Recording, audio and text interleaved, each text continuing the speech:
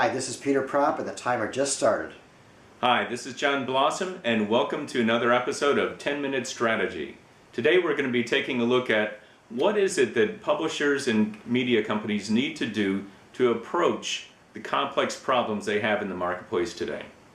Right, so John, we've talked a lot lately about some of the companies we're dealing with in our practice. We meet these companies, we hear what they're talking about, and there's a commonality of, hey, we've got an existing business that produces a lot of money. Oh, and yeah, we've embraced digital. They've embraced digital in a very contained way often. And how do you help those companies? What's your approach to talking to companies like that? There's a lot of money out there to be spent on innovation in publishing, but as you mentioned, a lot of publishers have some of those efforts still kind of cordoned off in a little digital stronghold. Right. And they're having a hard time figuring out, how do I approach this massive change that's coming up for our organizations? And the truth of the matter is that we've discovered you need to be able to embrace change by looking at the opportunities differently. We see four buckets that media companies and most companies are confronting. They're looking at keeping things simple, but all of a sudden things are in chaos. And then they need to be able to confront things that are complex as possible solutions to that, so that they can apply their experts to the complicated problems that can be made simple again. Right. That's kind of a cycle there, but the problem being is that most of these companies are saying, there's chaos out there, quick, we have to make it simple somehow. Right. And approaching digital by saying we're going to make everything simple is not the way to go. Right. It's awfully interesting when we talk about these companies, because they have a big opportunity to create revenue in the future of a different nature altogether. Yeah. They have fear about cannibalizing their existing business, but guess what? That's happening. Yeah. Right. So they need to not only embrace the future, but to really somehow accelerate, I think, from an individual level, to get going, because it's the people and their own perceptions of the way content is going to be consumed. I think that's one of the bigger issues that's facing those bigger companies. Absolutely, and companies like Google and many of the social media platforms that are out there are doing those things already. Right. Because they've decided, look, we don't necessarily have to be putting experts between people and the content that they want. Right. They can go out there on something like Google and do 80% pretty darn well and find exactly the sort of thing they're looking for. Or we can go on social media and our friends are going to find 80% of the tremendous stuff that we're interested in. Right, or search Twitter and find the hot story of the day instead of going to the New York Times. I mean, it's a pretty frightening prospect. It's a crowdsourced approach to what's important. What are the top topics today? On Twitter, if you look at the top topics, they're actually usually pretty relevant. There's some erotic stuff on there, but there's a lot of very relevant stuff. So these types of services have helped people take something that was complex and make it simple very quickly with less of the complicated expertise that was required before. Right. So but they're missing context. They're missing context oftentimes. So the question becomes, how does a media company apply their expertise to make things simple for people? And the truth of the matter is that they need to be able to explore how to look at complex problems again. They've been focused on their existing expertise for so long, they're confusing expertise with their existing experts. Right. It's very interesting. So, one of the things that I talk to companies about when they're at this crossroads is, well, how much do your people, how much time do they spend with these environments? And there's a lot of fear. Oh, we don't want them all on Twitter. Oh, we don't, Facebook's a toy, this and that. Oh, LinkedIn, is that still hot? The answer is, LinkedIn is a very, very, very good way for individuals within an organization to start to get their toe in the water when it comes to social media.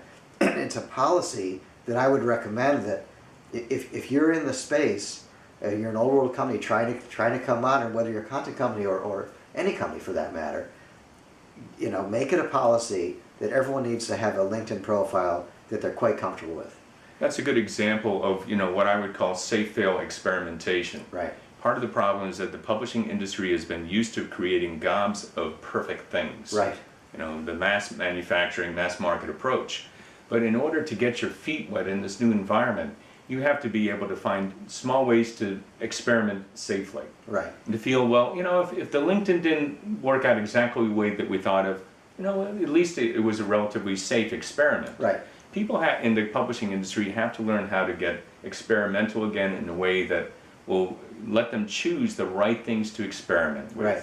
And that's where we find that we can come in and help a lot, is to help people understand what are the right safe experiments to try. Right. Yeah, just to push on LinkedIn for a second, because because Twitter is now integrated into LinkedIn, it's a way that someone who thinks Twitter is ridiculous and doesn't want to deal with Facebook, Twitter, by looking at the Twitter feeds of people that you know and respect and you've worked with on LinkedIn, now you're going to start to see some interesting content coming from those individuals, and I think that that's how people who are pushing back, not embracing the social media, this content revolution that's happening, can take baby steps, and so create a corporate policy that says, be on LinkedIn, have a profile you like, make sure you're adding people to your LinkedIn profile every week, and look at it. And the funny thing is that publishers should know that their advertisers are doing this directly now. Absolutely. And one of the opportunities that they have to recognize is that their marketers, their ad partners, are doing these sorts of experiments already. Right. So how can they help facilitate those things before they're disintermediated on these ad revenues? Right. So they have to be able to get better at these things. They have to. The risk of failure from not doing something, from not getting your workforce up to speed, is huge. Absolutely. Yeah. The other thing is, when you think about it, by doing that, what you're doing is getting everyone up to a low playing field. It's not everyone's going to be an expert, but everyone's going to be on LinkedIn. That's a pretty good place to start.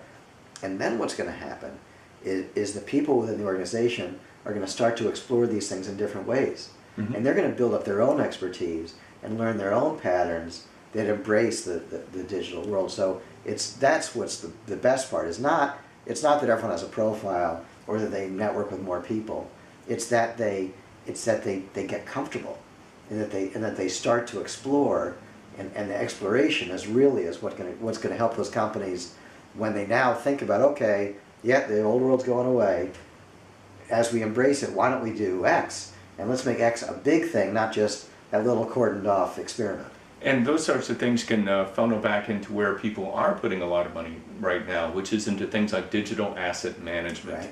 Right. They've gone out there, they've exploded their database, they're able to repurpose content for apps on mobile platforms, and to be able to repackage it a lot of different ways. That's all great, but without that mindset to be able to say, wait a minute, we're already out there in these complex market relationships with our people. They know how to relate to people in the marketplace on a very granular level, not necessarily that big old mass market level that we're used to. You're going to be able to take those digital assets and deploy them in a much more focused way. Oh yeah, we were talking about this before. It's a really interesting idea. One of the things I love about the app business, the mobile app business, is that it forces a content publisher to think about something that's relatively simple, but is still exposing potentially a consumer to a lot of content.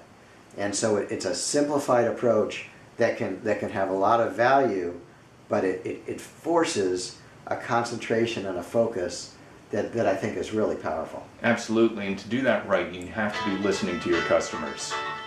And we find that our research techniques, especially things like narrative research, really help people in organizations to listen to their markets in a new way. Right. Excellent. Well, that's 10-minute strategy for today. John, thanks again for a great conversation. Thank you, Peter, and thank you very much.